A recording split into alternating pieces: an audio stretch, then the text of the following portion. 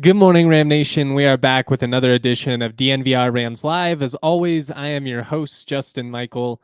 We're going to continue previewing a big-time matchup for CSU against Air Force. This is a must-win scenario for the Rams if they continue to back to the Mountain West, moving forward. If you want to push for the postseason, now is the time. This is obviously not a series that has been very kind to the Rams. The Falcons have definitely dominated over the last 20 years. But I will kind of talk about some of the trends from the wins over Air Force, some things to keep an eye on for CSU in this matchup. I will give out the keys to victory. I'll talk about the top 4 CSU Air Force games from my lifetime.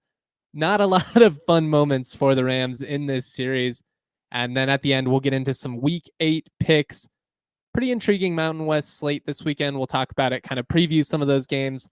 I'll give out some of the picks I like. Some of them I'm not necessarily going to bet on, but I'll tell you which way I'm leaning in terms of the matchup. Shout out to everybody that's rocking with us this morning. If you wouldn't mind giving us a thumbs up on YouTube, saying hello in the Toyota chat, I'd certainly appreciate it. Good morning to all of you guys.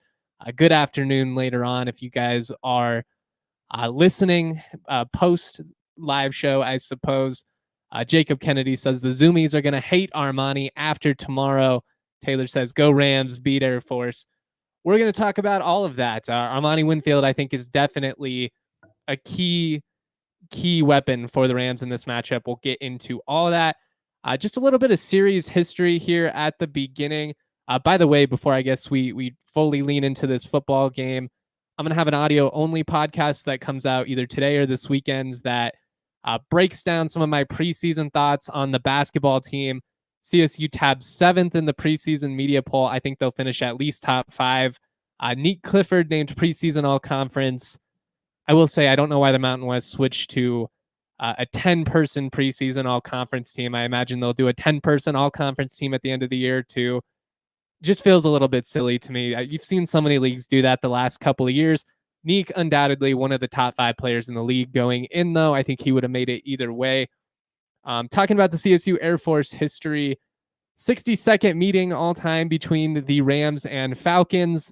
As I have mentioned a couple of times this week, it's been a struggle in the spring. CSU has not won in at the Academy since 2002. Guys, they've only won there 3 times in my lifetime, and then 2 of them were in my first 2 years of living, 1995, 1996. The Falcons lead 38-22-1 all time. They've really pulled away over the last 15 years or so, though. Sonny had a winning record against Air Force. Sonny had a winning record against Wyoming, too. Made a lot of Ram fans kind of spoiled. But it's been brutal. It's been brutal in the Calhoun era. He's just pretty much owned CSU.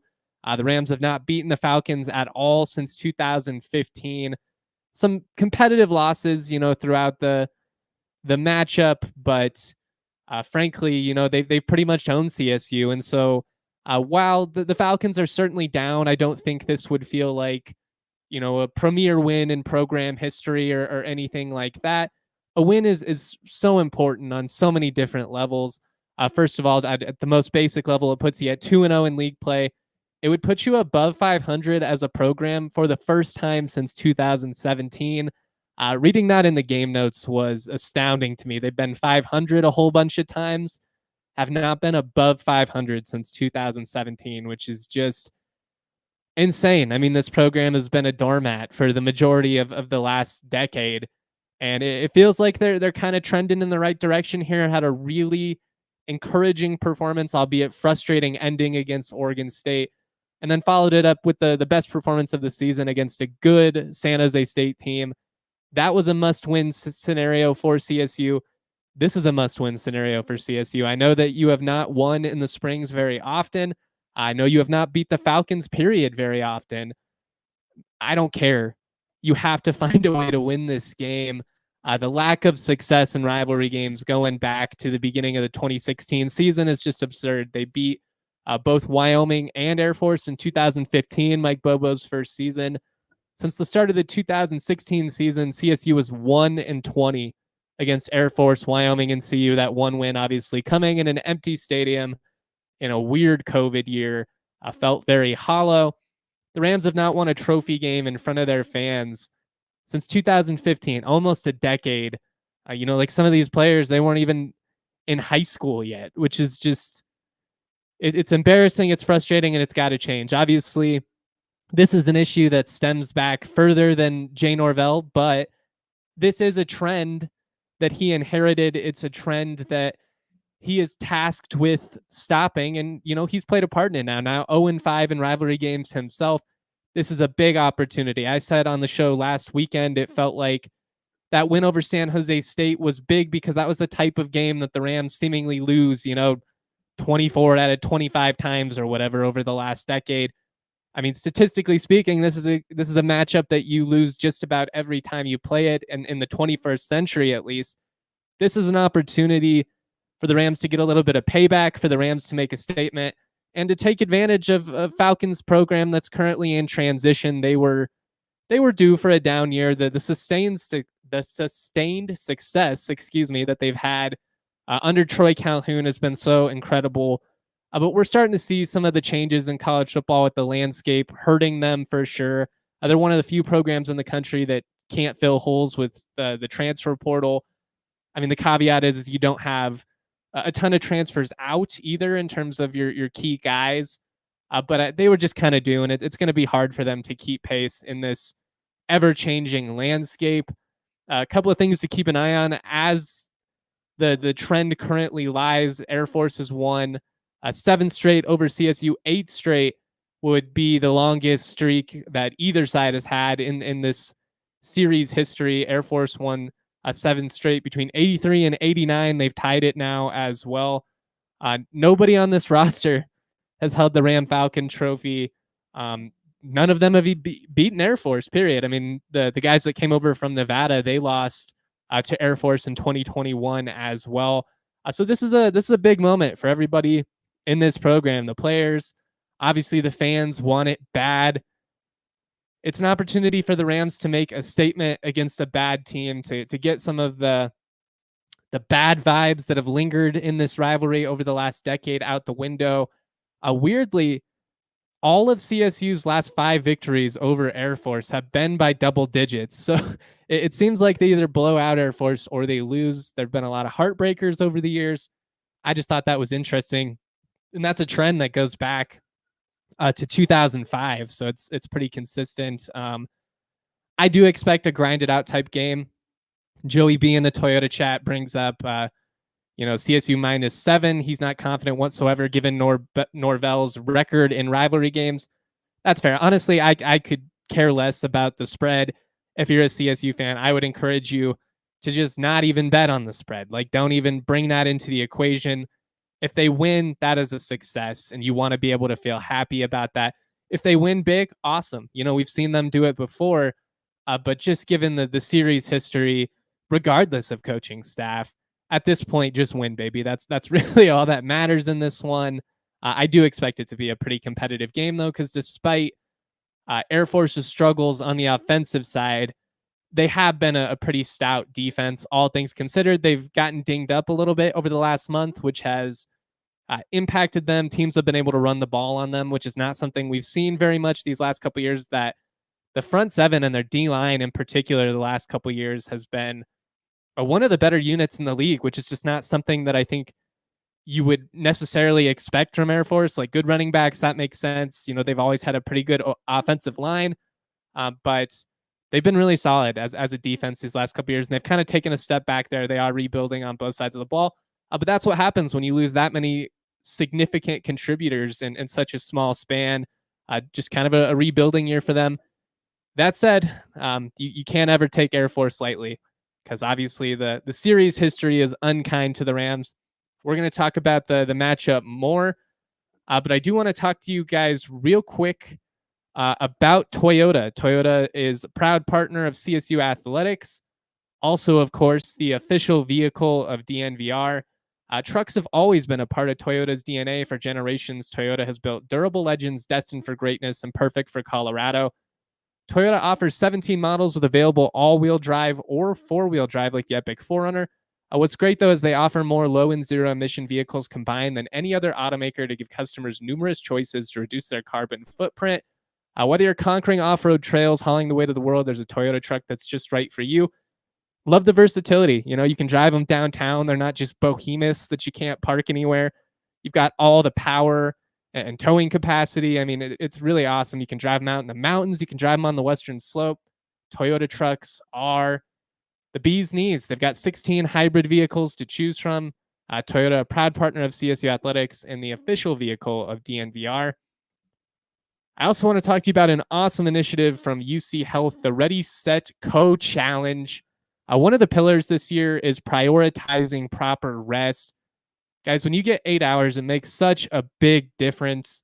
I know personally, like when I have one of those stressful nights or, when I'm working late, something like that, only get, 5-6 hours, you just feel it. You don't feel as, healthy. Like my body just starts to cramp up at that point. You have headaches and all that. I mean, you don't want to sleep on sleep. I know it's such a simple concept, but so many of us don't prioritize it enough. And you got to look out for yourself, especially in these winter months. If you want to join UC Health's Ready, Set, Co Challenge, just click the link in the show notes or go to www.uchealth.org/ready-set-co. All right, let's get into it here. Went through some of the history. Let's get into some of the keys for the Rams.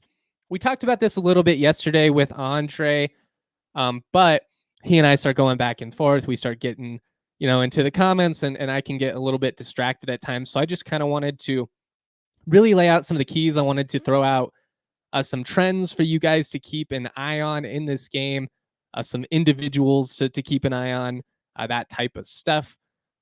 Obviously, you got to stop the run against Air Force. That's their bread and butter. They average about 200 yards a ground on the game, which is light for them. I mean, typically it's more like 250 to the 300 yards per game range.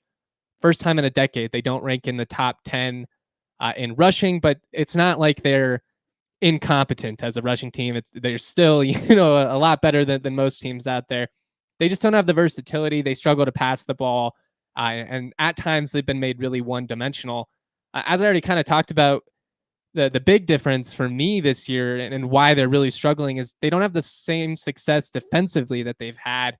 They're giving up the same amount of rushing yards on the ground that they are producing themselves. They currently rank 114th in the country in rushing defense at 191.8 yards per game.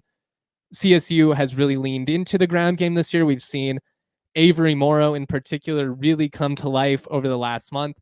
You're hoping, you have an effective night out of Justin Marshall as well, because he's a home run hitter. He played really well in that game against, I think it was Air Force last year. San Diego State was his debut. Never mind. Throw that out the window. That was a Van Shield game against Air Force last year. But this is the most potent rushing offense that CSU has had in the Norvell era. They obviously leaned on Avery Morrow a lot in 2022, and I'll talk a little bit more about that here in just a couple of moments. But this year, as a whole, all the backs, Keegan Hollis, Justin Marshall, they've really, really produced well. And now last week, we saw a breakout game from Jalen Dupree, the true freshman out of Arkansas. I'm interested to see kind of what role he plays, especially if Marshall is still dinged up a little bit. Do we see more of Dupree? He looked highly explosive in that win over San Jose State. Let's see, he had 6 carries for 50 yards, average 8.3 yards per carry. That's a hell of a debut for a true freshman. It was really encouraging to see him have that type of success in his first performance. A lot of SEC teams were coming in on Dupree late in the recruiting cycle. The fact that CSU landed him in the end was huge, and I think he has a really bright future. And I think, him and Morrow and Marshall, and hopefully you can get Hollis back at some point. He's been injured. That's a pretty solid 3-4 headed monster to really lean on in the ground game. And then off of that, it opens things up as a passing offense. And I thought altogether, really every element of the offense looked the best last week that it had looked all season.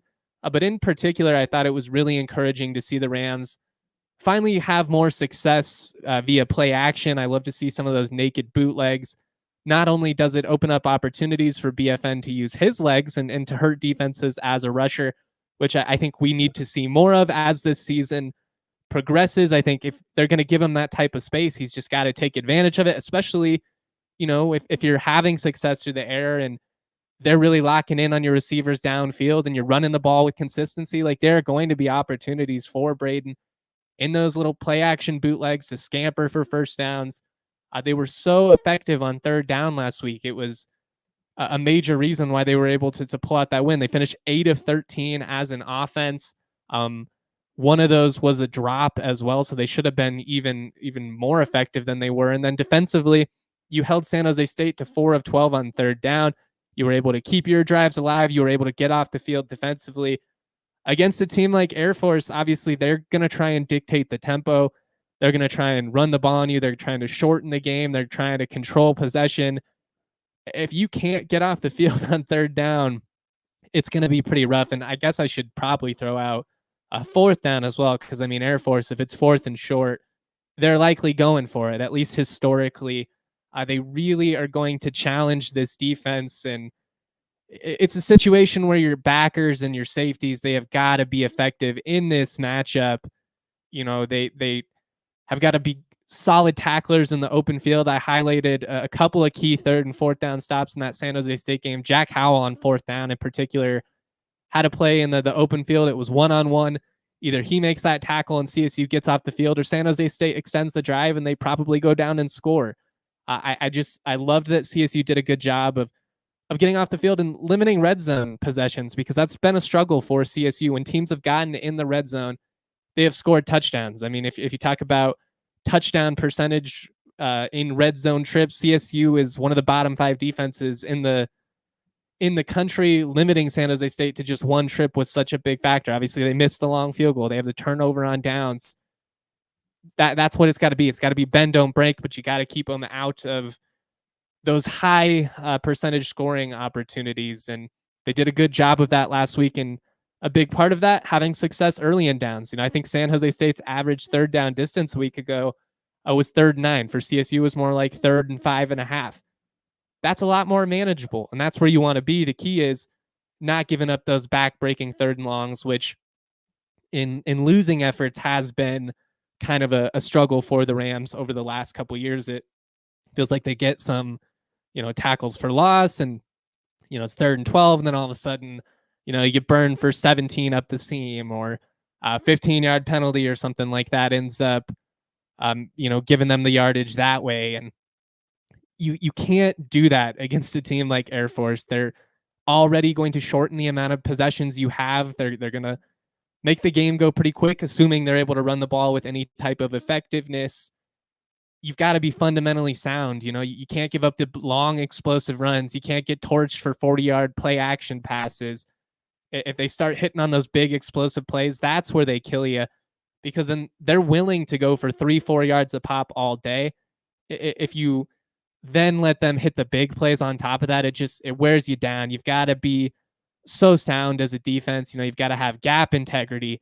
You've got to be sure tacklers in the open field, and you've got to have great eye discipline, because they lull you, and it's so easy to happen because you've got these safeties coming downhill making plays in the ground game, and you need that. You need them, especially as the defensive linemen are basically going to be eating a lot of bodies to give those guys in the second level an opportunity to come up and make plays.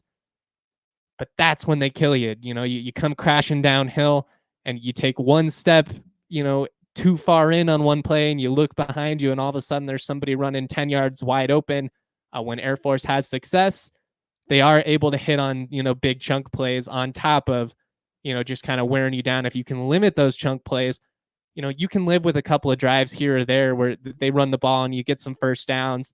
As long as you're not letting them go 80 plus yards consistently, then it should be okay. I just have not seen enough offensive consistency from this Air Force team. They did get it going a little bit against New Mexico last week. They ran the ball effectively. They got the ball to the perimeter, which I thought was a big factor for them, and not really something that they had been able to do very much in the weeks leading up to that game. They weren't able to get to the edge. They didn't have the same type of success. They scored on the same quick pitch play twice. You got to be ready for it. You got to be ready for just so many different counters and variations of very similar looking plays. They're going to test your discipline, and I know I'm getting repetitive here, but it really is. It's a tough task. Like, you know exactly what they want to do, but they basically are just willing to bet that they can execute with more consistency. They can make less mistakes over a 60-minute game than you can. And for the most part, in the Troy Calhoun era, that's been the case. They obviously have not been very effective this year offensively, but they are coming off of their best performance, albeit against a New Mexico defense that they might be the worst in the country. Like that, that New Mexico offense is damn electric, and they are a lot of fun to watch. But man, they're a mess defensively. They have, between New Mexico State and Air Force, they have made a couple of units that have not done much of anything offensively all year look pretty explosive at times. Their big key is Devin Dampier just finds some ways to win these shootouts, and he's a lot of fun to watch. I've already hit on this one, so I don't want to get too repetitive, but you can't beat yourself. You can't have penalties. You can't have, especially like, it hasn't been a ton. You obviously had the personal foul in the CU game, which was rough, but it hasn't been a ton of those. I feel like it's been a lot of like defensive holdings on 3rd and longs, offensive holdings that stall drives. You don't want to have that type of stuff. As a whole, both of these teams have been fairly disciplined this year in terms of penalty yardage, but you don't want this to be the game where it rears its ugly head, because it did against CU and it did against Oregon State, obviously. Now, Oregon State, it was more about not being able to get the offense lined up pre-snap, and they struggled to deal with some of the noise out there. You shouldn't have those same struggles against Air Force, because even though it is a rivalry game, we all know that this is not the game that Air Force fans prioritize. In fact, next week is. They got the trip to Army looming, which I kind of like. Maybe they overlook CSU a little bit for the rival that they truly care about. You got to imagine that even as a struggling team, there's going to be a lot of vets on that Air Force program that basically go into this matchup thinking, we always win this. This ain't going to be shit. You got to prove them wrong if you're CSU. And it's a really big test for this program under Norvell. I think if you win this one, you earn yourself some good faith by finally snapping that rivalry streak, and it puts you in a position where you're likely going to be favored in basically every game for the rest of the season if you win this one. We'll see on Fresno, but every game but that one, I would say at this point. Couple of things to look for on the CSU side in this matchup. I went back and I dove through the numbers, and I just wanted to see, are there any commonalities for when CSU wins? What are the trends there? The games have obviously been very spread out. There's not a lot in common between these two teams, or between the teams that have beaten Air Force over the last 20 years. Different coaches, different eras, all that fun stuff. The one thing I have noticed, though, is that CSU quarterbacks have averaged 336 passing yards and 3 touchdowns in CSU's last 3 wins over the Falcons. Those are the last 3 wins in the last 20 years. Braden, he's coming off of a really strong 2-week stretch. I thought he used the entire field last week. I thought from a decision-making standpoint, from an accuracy standpoint, ball placement, all of that, he was terrific. He's got a ton of arm talent. We'll see what the weather is like. I mean, last year, obviously, you played in basically a whiteout. He was still able to throw the ball with some success. They did hit some deep shots to Justice Ross Simmons in that one. You need a strong performance from him. It doesn't necessarily need to be, 300 yards or 400 yards or something like that.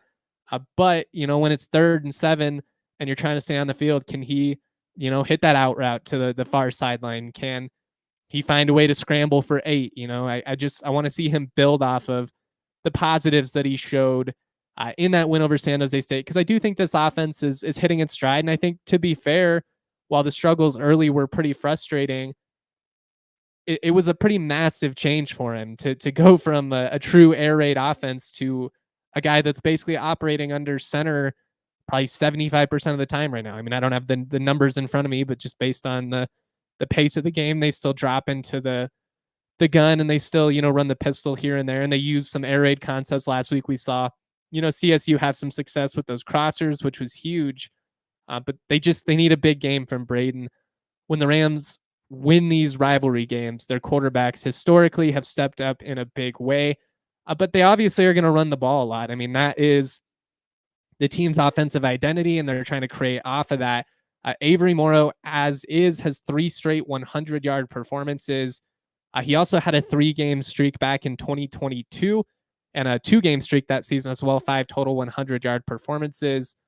If he went for 100 or more on Saturday, he would be the first CSU running back to do so since Dalen Dawkins in the final 4 regular season games of 2017. Just kind of comparing the numbers there, Dawkins had 596 yards and 4 touchdowns over a 4-week span. Right now, Avery has 396 yards and 5 touchdowns over 3 weeks.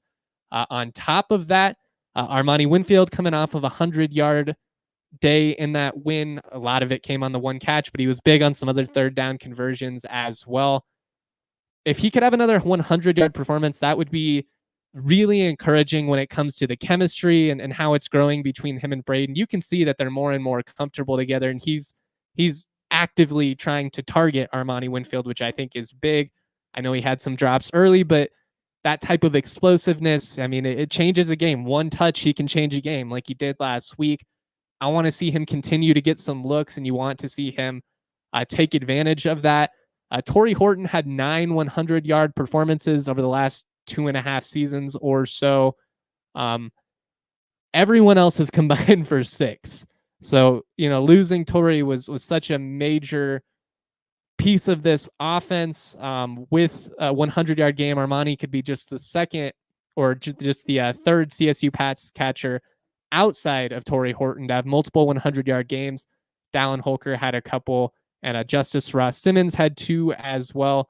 So all of that would be encouraging if you can run the ball effectively, but you can get your playmakers involved outside. You're going to need some of these other guys, Caleb Goody, Jordan Ross, Donovan Ollie, to step up. But I think very clearly at this point, your most consistent producers over the last couple weeks have been, Avery Morrow and Armani Winfield. And then obviously you need Braden to continue to play well, to make good decisions, to have success through the air and with his feet. I want to see them continue to build off of that. I just thought the play action was really encouraging this past week. Would have liked to have seen a little bit more of that against Oregon State. But again, it feels like it's trending in the right direction, which is what you can ask for. I want to see them continue to get Vince Brown in the mix as well. Dallin Holker had 5 or more catches in 8 games last year. No CSU tight end has done it this year. It's been a major missing component. Brown did have a career high 4 catches this past week. Didn't have a ton of receiving yards, but he had some big catches, especially on some of those bootleg plays. They were just kind of leaving him open in the flat. You can take that all day, though, when you're running with consistency, especially with the way CSU runs left. It's going to open up a lot of space on that right side of the field and opportunities for BFN to create off of those play action sets. They got to be able to attack the middle of the field. They need somebody to step up at tight end. Vince Brown had an awesome fall camp.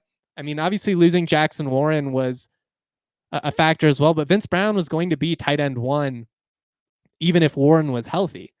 So they need him to be the guy that made some big plays in the scrimmages and, did some stuff in camp. He's really athletic, gives you a big red zone target. They've tried to get him in the mix, had a big catch against Northern Colorado, should have had a touchdown against UTEP that he dropped. He's another guy like Winfield that you can see over the last month. They've actively been trying to get him more involved in the offense, but I would like to see him build off of what he showed against San Jose State. And then defensively, you don't have Newer Gatkuth, which is a bummer. He led the team in tackles against Air Force last year, had 15. If you remember, they actually went into a 4-3 and they put Newer at outside backer. He really thrived. I am curious to see if they do that at times in this game or if they stick with like the 4-2-5. You do have a lot of DBs that you trust to make tackles. I mean, Jack and Henry are a big part of that, but also, I mean, Dominic Morris is a really good open field tackler. Aiden Hector has been a factor there. So I am interested to see what they do there in terms of different looks defensively, but somebody is going to have to step up, whether it's Kershke or Chase Wilson or one of these young backers. Like maybe this is a Drew Rodriguez or an Owen Long type game, but somebody is going to have to step up and make some plays. And again, you really need to have a good game defensively to pull out the win here. We're going to keep this rolling. I'm going to give out some week 8 picks. I will answer any questions or comments you guys have. I'm going to give out the top 4 CSU Air Force moments of my lifetime. There haven't been a lot of good ones, but we'll get through some of those. Some of them were pretty fun. Real quick, though, I do want to talk to you guys about our friends over at the Upswing Foundation. It's a really cool foundation. The Upswing Foundation is the only youth sports foundation based in Colorado's Mile High Training Grounds that provides access to world-class programs alongside top athletes for kids of all backgrounds in order to connect people and to catapult dreams. Athletes under CTA can sign up for class, or athletes under 18 can sign up for classes at upswingfoundation.org/login or by downloading the Upswing Foundation app. DNVR listeners will get 20% off when you use the promo code DNVR20 at checkout. It's really cool. You know, they've got performance coordinators and dance coaches. It's the first dedicated space for aspiring athletes in Denver to give them an opportunity to connect with, you know, experts in their field to help them learn the proper training techniques, recovery, all of that fun stuff. Upswing offers scholarships to qualifying athletes under 18 years of age to train in sports, performance, dance, and recovery in their new state-of-the-art facility in Centennial, Colorado. Again, you can get 20% off with that code DNVR20. I also want to shout out the homies at Coors Light who encourage you to choose a chill mindset. Between work, life, social media, everything that gets thrown our way, life's a lot. It's been a rough month for me personally. Had a lot going on, but it's tested me, and it's made me be really reflective of, you know, how I respond during some of these times. You know, I want to be a good vibe to be around. I want to be a guy that handles adversity well. But it's challenging, and that's why I'm constantly trying to choose a chill mindset, not let the tough moments in life bring me down. Once I'm kicking back, once I'm chilling, then I might crack open an ice cold Coors Light. When the mountains turn blue, it's as cold as the Rockies. Coors Light is cold lagered, cold filtered, and cold packaged for a smooth finish. Make the most out of the times you choose to chill. Choose Coors Light. Get Coors Light delivered straight to your door with Instacart by going to CoorsLight.com/DNVR. Celebrate responsibly. Coors Brewing Company, Golden, Colorado. We're going to get into week 8 picks here in just a second. I thought it'd be fun to kind of go down memory lane momentarily. You know, give some of the best CSU Air Force moments from my life. I didn't include the 1996 comeback because that's clearly number 1, but I was also 1 year old and didn't get to experience it live. I've seen the highlights, but that didn't feel genuine. So I went with moments that I can actually recall, that I remember watching. Again, not a ton of them. Taylor wants to know in the Toyota chat, CSU basketball is taking on Wazoo in a secret scrimmage. Yeah, I got to double check when that is. I think it's this weekend, actually. But yes, they will be taking on Washington State in a secret scrimmage, which is also the dumbest thing that happens in college basketball. The secret scrimmage that are never actually secret, and we find out the results from, but you're not allowed to have media there. You're not allowed to watch. I don't get it. Anyways, top 4 CSU Air Force games from my lifetime. I'm 28 years old. 29 years. How old am I? I don't know. Born in 1995 at this point. We'll start with 4. 2003 win over Air Force, 30-20. The Rams lost 1-score games in 2003. If you remember back, that's BVP's last season. That's David Anderson's last year. Really a frustrating year. They lost 1-score games to CU and to Wyoming, along with New Mexico and Utah. A couple of plays away from that being another double-digit win season after the incredible 2002 run. The Rams did beat Air Force, though, and got road wins over BYU and UNLV as well, if you remember back. 2002, CSU lost UNLV at home in a really frustrating game on senior night. I think about that game so frequently, it's unhealthy. BVP ran for 125 yards and 2 touchdowns in that win in 2003. David Anderson, 9 catches for 199 yards. and a touchdown. Marcus Houston, former Buff, had a touchdown as well. David Anderson used to kill Air Force, man. He had a big game in another one we're going to talk about, but that 2003 win, that was not David Anderson's last game, by the way, but it was BVP's last game, Houston's last game, a lot of those guys from that era. The 2015 win, that would be my next one. That was the last time it happened, so probably why it makes it. It wasn't a particularly thrilling game or anything like that, but the Rams kind of rolled. They were up 38-13 at the beginning of the fourth, let off the Dogs a little bit, ended up winning 38-23. Nick Stevens, though, was awesome in that game. He was 22 at 30 for 296, 3 touchdowns. Joe Hansley caught a couple of scores. The safety tandem of Kevin Pierre-Louis, KPL, and Trent Matthews combined for 25 tackles. Big win that got the Rams back on track after starting 2-4 with overtime losses to Minnesota and CU. Frustrating way to begin the year. Number 2, we're going the 2005 win. This was a Thursday night game on ESPN2. 41-23 win for CSU. Another year where the Rams lost to CU in Minnesota at the beginning, but they followed it up with wins over Air Force and Utah at home. I'll always remember watching this game, eating a Tombstone frozen pizza with my dad, and watching Kyle Bell, who is, I've had 2 CSU jerseys in my life. Kyle Bell is one of them. I currently have a Caleb Haney jersey. In terms of like the replicas, I've got some game worn ones as well. But Kyle Bell was my favorite player at the time. He went crazy in that game, had 3 touchdowns and 197 yards on the ground, almost a 200-yard day. Justin Holland, shout out to Holland, the pride of Bear Creek, highest rated recruit in program history. 318 yards, 3 passing touchdowns as well. Keep coming back to, the quarterbacks. When you look at the performances in these wins in the 21st century, the quarterbacks have all stepped up. So big game for BFN coming up.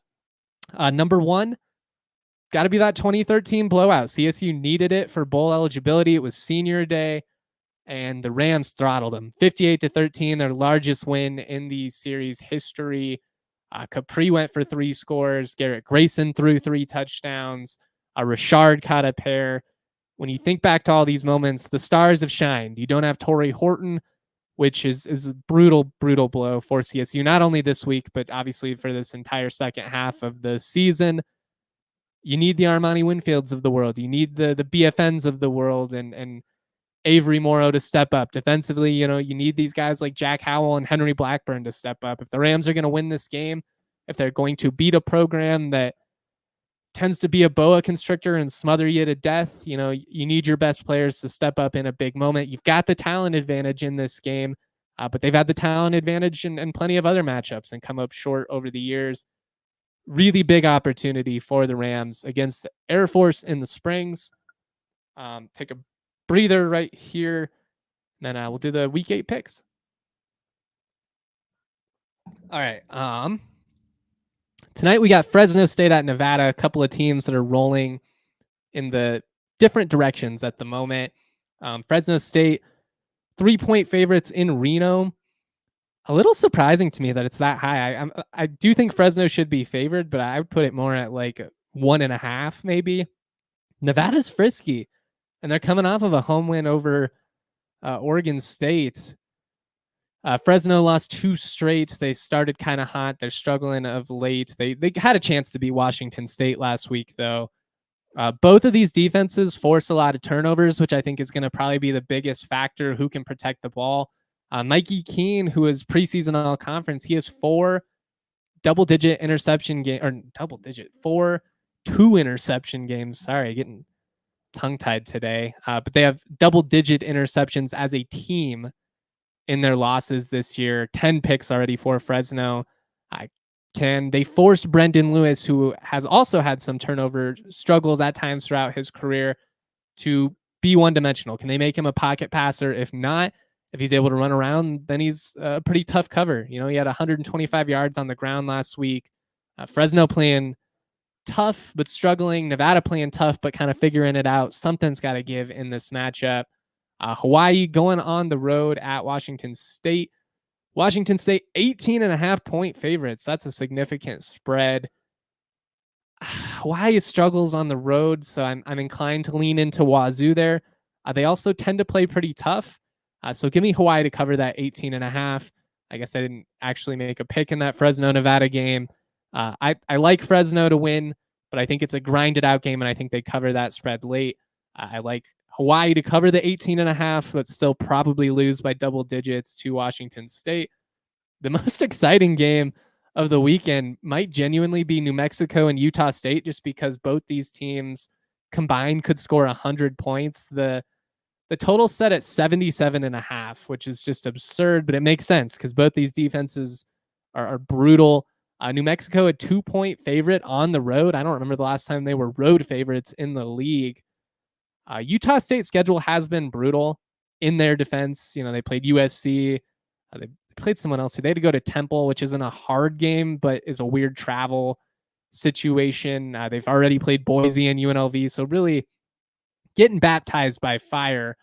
They've moved the ball a little bit, and I think that could be a factor at home. This also kind of feels like a classic. Everyone's starting to have fun with New Mexico. People are starting to buy in a little bit. They're favored on the road. I could see a situation where, especially if they turn the ball over, which they have not done the last 2 weeks, that's been the biggest reason they've been able to pull out wins in a couple of shootouts. I could see a situation where if they have a couple of early turnovers, Utah State gets that passing offense rolling with Petras. I could see this being a bummer night for New Mexico. I could also see them just running for like 300 yards and Utah State can't do anything. Give me the Lobos, but I've got the game's got kind of a smelly feel to it, if it makes sense. Reminds me a little bit of UNLV the other night against Syracuse. Like everybody's bought in, everyone is thinking they're the fun story, and whenever there's a fun story, that's when I start to get a little bit hesitant. But give me the Lobos nonetheless. San Jose State, 11.5-point favorites at home against Wyoming. The first half of their respective seasons have been surprising in different ways. San Jose State, much more competitive than any of us would have forecasted. Wyoming, I figured they would take a step back post-bowl, but I definitely did not think they would be 1-5 through the first half of the season. They have been more competitive of late. They lost a tough one against San Diego State last week. Chance here for them to kind of get their season going in the right direction. If you remember back, I can't remember what year it was. They started 1-4 and still made a bowl a couple years ago under Craig Bowl. So something to keep an eye on, but I like San Jose State to cover that. I just don't think Wyoming has the offensive firepower, nor do I think they have the talent in the secondary to shut down Nash, who has just been insane for the Spartans this year, playing like an All-American, legitimately. CSU 7-point favorites at Air Force. Give me the Rams. I'm taking the Rams to win this one. The history says when they win, 5 straight double-digit wins over Air Force, they just don't happen very often. But give me CSU. They're the better team. They're trending in the right direction. I think they're going to go out and, knock on wood, prove me right for having some optimism coming into this year. I know it's been a struggle at times, but I do think they are trending in the right direction. And Andre's bought fully into. He picked him on the show yesterday to run the table, which I was not quite that bold. I've lived far too many years of being a Ram fan to put that on the table at this stage. But based on the level of competition that you're going to go up against over this second half, it's certainly on the table. And I think being like an 8-win team, 9-win team, it very realistically could happen. I've got them going 8-4 at the moment. I had them at 7-5 before the San Jose State game. But if you win this one and you can go to Reno, get a win, anything is possible. Good Lord. UNLV 6.5-point favorites at Oregon State. UNLV looking to keep the college football playoff hopes alive. Oregon State looking to get back on track.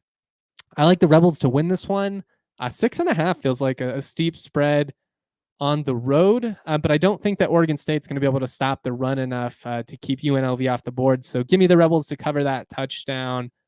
Regular Dad Bod wants to know, if Boise loses to UNLV and the Rams and Rebs are both undefeated in Mountain West Conference, does our strength of schedule keep us out of the championship game?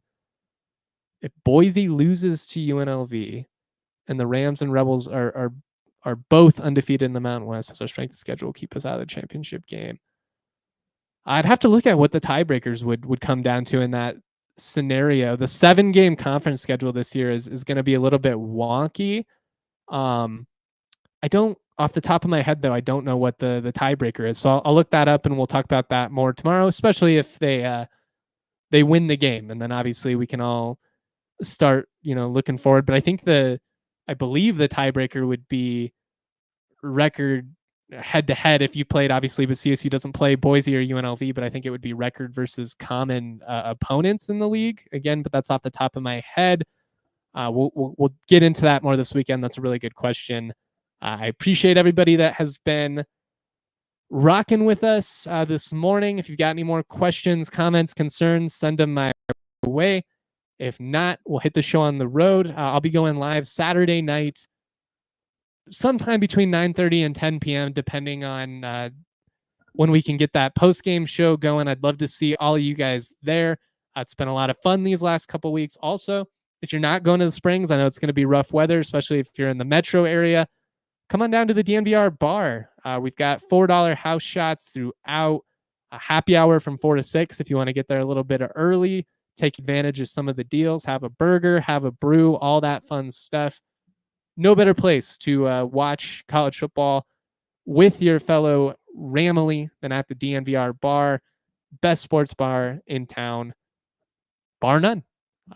That's all I've got for you guys this morning. Shout out to Kale behind the sticks, making all of this happen. Shout out to all of you guys for continuing to support the content. It really means the world to me. I'm really lucky that I do this, and I get to talk about the Rams. I get to talk about my alma mater and engage with all you guys. It's just not something that I'll ever take for granted. Got to get the win this weekend. This is a program that has owned you. This is a program that has embarrassed you. They're down right now, but I don't care. Go out and get a win. Get the vibes right. Be 2-0 in league play. Set yourself up to control your own destiny down the second half of this season. Got to get it done. Much love, y'all. Always proud to be. Peace. We all silly like the mayor.